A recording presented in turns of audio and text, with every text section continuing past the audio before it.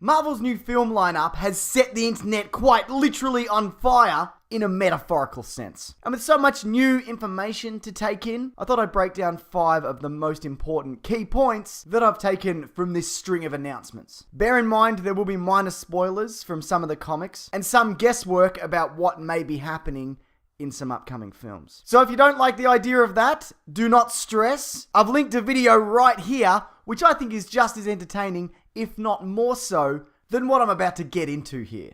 So for those still here, let's press on.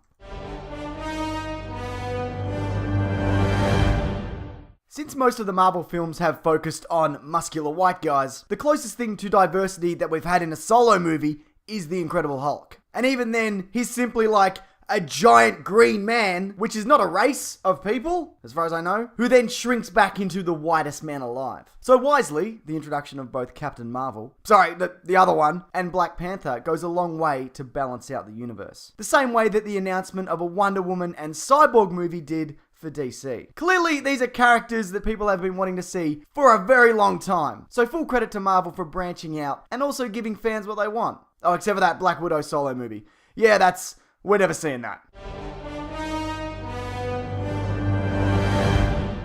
At this point in time, we're still short on a number of actors that will be needed for key roles. The actor for Black Panther was announced, great choice by the way, but we're still in the dark about Doctor Strange, despite Sherlock Cumberbatch being heavily rumoured, plus Captain Marvel and the Inhumans, who Vin Diesel is actually rumoured to be involved in. That's not to mention any secondary characters that we'll be seeing along the way. So a lot of names still to be announced. Watch this space. Watch it. Watch it. Keep watching the space.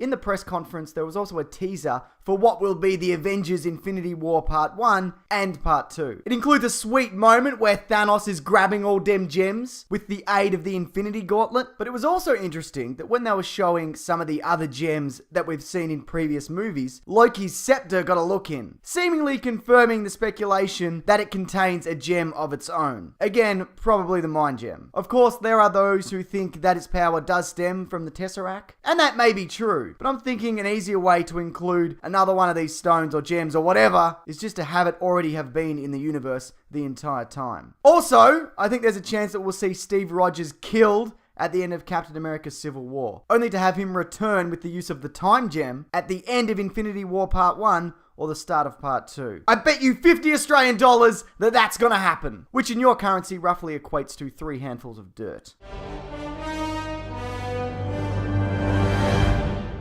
As I mentioned in this video here, the focus of Captain America Civil War doesn't specifically have to be on heroes taking off their masks. The other aspect of the story is superheroes being forced to register with the government in order to keep superheroing, which is exactly what Kevin Feige confirmed. Besides, in the comics, the only hero to publicly reveal their identity was Peter Parker, who probably won't be appearing, as Kevin Feige was also quoted as saying, anything that wasn't specifically and obviously revealed today is either not true at all or still rumor until it's worked out. So it's evident that there may be room to squeeze him in the future, but I don't see why they would. They've already built up the key players anyways. So why water down what is essentially going to be a Captain America and Iron Man film with Spider-Man, a character that's cinematically fallen out of favor in recent years?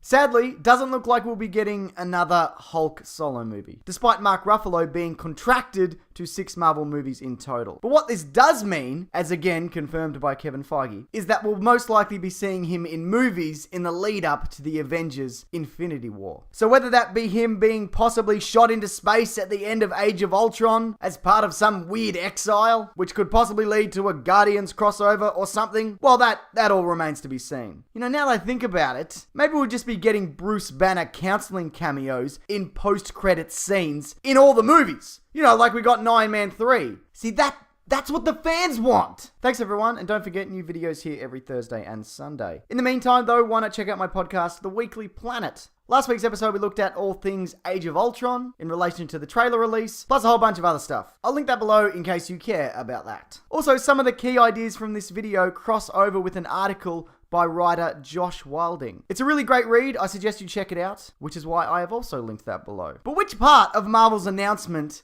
are you most excited for? You can leave your thoughts below or via my Twitter and Facebook pages, both ending in Mr. Sunday Movies, if you have anything that you'd like to share about that. Thanks everyone. Take care.